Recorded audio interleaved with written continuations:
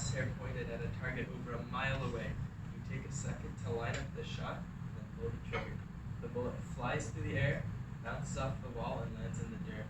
Unfortunately for you, that missed shot just cost you $1 million. This is actually the reality of many professional video game players around the world, and today we'd like to introduce them to you. So, the first main point is that there's many misconceptions about video games. Most people think it's a pastime, a hobby, and it's ideally not a good way to make money out of just playing video games. But that is not the case. Most people take video games seriously. It's their life. It's their basically what makes them. And as we can see in this graph, according to Statistica.com, in 2018, over 200 million players play for a sport called esports. 200 million players. Think of that. That's like a whole country. And well, most of them come from League of Legends. This just shows that video game is not a joke for some people. Next point is that many of you think video games, you can get money out of it. Yes, they can. People actually get paid for playing video games. According to a site known as Julian Krisky Camps and Programs 2018, over the range for a professional gamer goes from $1,000 to $5,000.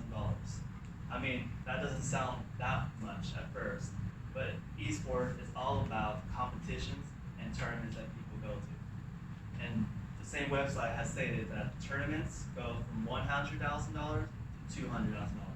And sometimes the tournament can go up to millions of dollars. Now, who here wants to make millions of dollars just for playing video games?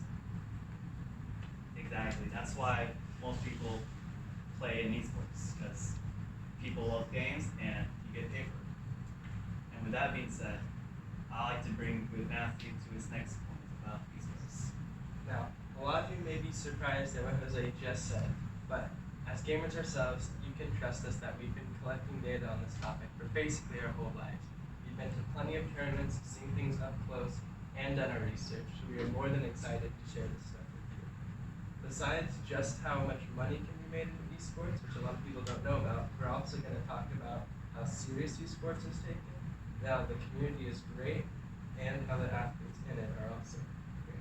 So, moving into this point, we're going to talk about the seriousness of esports. So, a lot of people don't take competitive gaming seriously and think that, oh, if someone wants to be a professional gamer, it's just because they're not good at anything else. And they definitely would not even consider comparing an esports athlete to something like a football player. However, Genesis 4 is an example of how this is not true. At this tournament, the launch rate was set to 0.9 instead of 1.0. Now, to put that in like football terms, that's if the football pressure in a football was lowered by like the tiniest, almost unnoticeable amount. It probably wouldn't make a difference, and most people wouldn't even care. However, because of the amount of money on the line and how serious this is taken, it was a big deal and a huge talking point for the tournament. One of the professional players at that tournament even commented, "This could have changed the entire results of this event, and now no one will know what Genesis 4 would be like without fully fair results. It dirties the whole top 8 of the event." At the same time, I'm not going to take away the results from this tournament. Whoever wins this is obviously earned. Gordon, 2017. Another example comes from the Overwatch League. In the Overwatch League, there is one team that is widely known for being the worst team of them all. However, one reason they are still in the Overwatch League is because they have one super exceptional player that holds the team together. However, rumors about this player being unfaithful to his wife and other things started spreading, and within a month of these rumors, he was officially let go from the team. While the company never gave an exact reason why, it was pretty clear to anyone that had been following the story. This example shows how esports athletes are taken just as seriously as any other professional athlete. They can have their contracts terminated or penalties issued against them for things they do, even outside of the game. Now that I've talked about how esports are taken seriously, I'm going to talk about how esports is growing. So esports is growing larger and larger every year, and it's only incorporating more and more people. One example of this comes from the Mahar Regional School in Franklin County, who recently became the first varsity esports team known as the Mahar Disruptors. The catch here is that this is a high school. That's right, there are high schoolers playing video games for money already on a professional team. According to McGoffin, who is the club's advisor, he spoke to St. Pierre about wanting to change the stigma around esports. McGoffin's response was, well, why don't you? And that was how the club was founded. Besides including more and more players every year, esports is also growing as an industry. According to Statista.com 2018, esports as an industry has grown by $200 million from 2017 to 2018. To put that in perspective, the NFL has only rose 48 million from 2017 to 2018. Besides this, esports as an industry only has a bright future as it's expected to grow by another 925 million by 2022. Now that I have talked about how esports is a growing, healthy industry, I'm going to turn it over to Jose, who will talk about how the community impacts many people's lives. Now, one common theme that was heard throughout the main points was one word: community. Community is what really makes esports. Everyone is involved, and what makes the community so great is that anyone could be playing games. Anyone can be part of this community. It doesn't matter of your age, your gender, your race, or anything. Anyone can be involved. This is supported by Keith Stewart in 2013 article, Gamer Community, the Policy Side, where he states that online games remove our physical identity, everyone starts equal, everyone's judged on their contribution.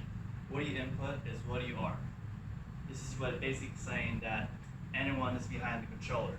It could be me, it could be Matthew, or it can even be Ms. Bogas. Anyone can be playing video games. And no, that's not, there you go. And with that, the next point is about how community is supported by the athlete themselves. So one particular example of how athletes is supporting the community is with a player known as Zero. Zero is a very dominant player who plays for a game called Smash Bros. Zero has won, at one point Zero has played a game, won 34 consecutive tournaments in a row. And at that point, they placed a bounty on his head to see if anyone could beat him. But no one did. And he went on to win 52 consecutive tournaments in a row. Think of all the money after all of that. And you know, with that kind of winning streak, that power kind of gets in people's head. You know, they feel like a god, they feel inferior, like everybody else is inferior compared to them. But Zero kept it cool. Like, he didn't care that he was winning so much, but like he didn't brag about it to anyone else. Until Nairo eventually beat him, and he didn't Zero didn't get mad or say piss off or anything. He kept it cool, congratulated him, and thanked him for beating him. Just shows that the athlete playing esports help the community be more positive.